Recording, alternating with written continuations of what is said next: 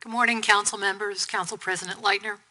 My name is Jeannie Crescendo, and I'm speaking on behalf of 19 civic organizations who have endorsed a charter amendment for the 2016 ballot to make the Citizens Review Board on Police Practices truly independent and transparent.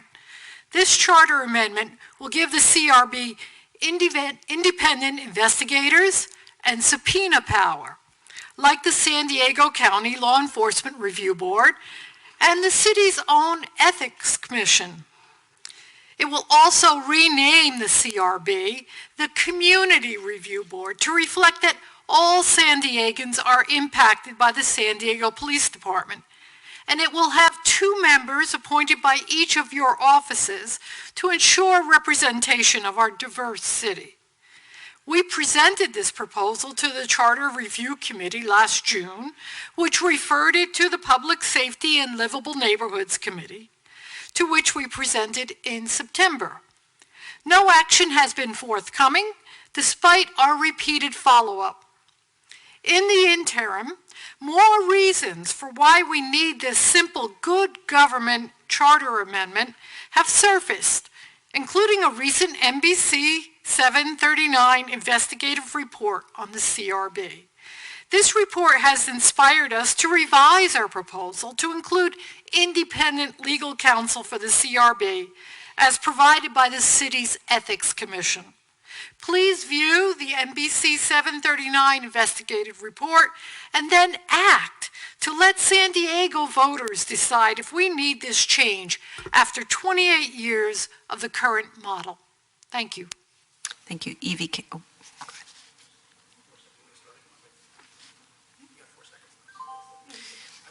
Kousar.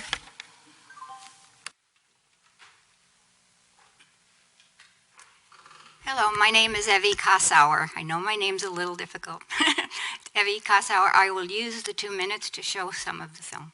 San Diego City Council, though, did approve a $60,000 payment to Jennings to settle her legal claim against SDPD. Proof Jennings says her complaint was credible and deserved the review board's full attention. If I can't get answers to things, how can somebody who is poor and living in a community where they don't have access to attorneys and things like that ever have a chance for justice? Lucy Pearson, a former member of the board, says that's a problem for the board designed to review police practices. I brought up several times that the community does not trust the CRB, and it's, grown time. They don't want to hear that. Pearson was the board's only Latina. She describes herself as blunt and outspoken, unafraid to ask tough questions at board meetings, and willing to criticize police. There are still some that shouldn't be police officers, and that's not my opinion. You just have to read the headlines. She says her outspokenness didn't sit well with the mayor's office, which declined to reappoint her after serving 7 years on the board. If I see something is wrong, I'll speak up, which has apparently gotten me into trouble. But Netta Buell-Wilson served 6 years on the review board and, like Pearson, was not reappointed this year. Buell-Wilson and Pearson claim a lack of transparency and decision-making in secret stifles dissent between members and the city. The Citizens Review Board receives complaints 2 ways. SDPD Internal Affairs launches an investigation, and their findings and recommendations are selectively forwarded to the Citizens Review Board. Or citizens can file complaints, and those are forwarded to SDPD Internal Affairs, then selectively forwarded to the board. Michael Brackney. Morning, council members. My name is Michael Brackney. I'm from Hillcrest, and I dedicate my time to the continued showing of this video in support of a proposal for a CRB reform. Thank you. The board's leadership is then supposed to determine, without any outside influences, which board members review which cases. Certain people seem to be getting certain cases. Buell-Wilson and Pearson say board members who are, quote, pro-police, get the more serious cases, depriving the complaining citizens of a fair hearing. NBC7 Investigates submitted a public records request to the city, asking for details about cases reviewed during the past 2 years. The city has not responded to the request. The former board members also say there's a huge conflict of interest in the role the city attorney plays as the board's legal advisor. According to them, the deputy city attorney, Mike Giordino, is compromised because in his position, his office must always protect the city's interest. And that means protecting the police department, siding with officers instead of citizens to insulate the city from possible lawsuits. That was one of the things that set him off at the last meeting, was because he was asked, if there is a conflict, how is it resolved?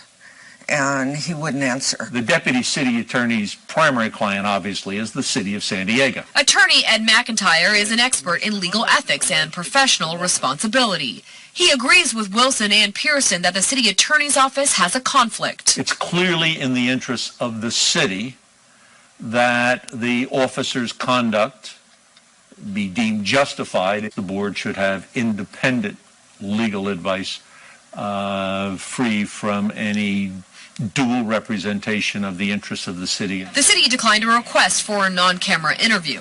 In a statement to NBC7 Investigates, Jerry Braun with the city. Hugh Moore. Good morning, my name is Hugh Moore. I'd like to continue the video. The attorney's office said the city's charter requires their office to be the legal advisor. Braun also declined to talk on camera, but says it's about policy, not ethics, and the attorney is walled off from other issues. Buell, Wilson, and Pearson say something has to change in order to restore the board's credibility. It's not an independent board. I think it's a facade of a board. It's not what what they voted for, and I don't think that that's what they're getting. And Maury tells us discussions between internal affairs and the board are confidential, but issues the board is debating and case outcomes are made public. Earlier this year, the board rules changed the role of executive director and city employee Charmaine Mosley. Both Pearson and Buell Wilson say it is another attempt to control the outcome of CRB findings. In an email to NBC7 Investigates, Mosley said there have not been substantive changes to her role, which is to facilitate the work of the board. San Diego City Council, though, did approve a... Thank you very much.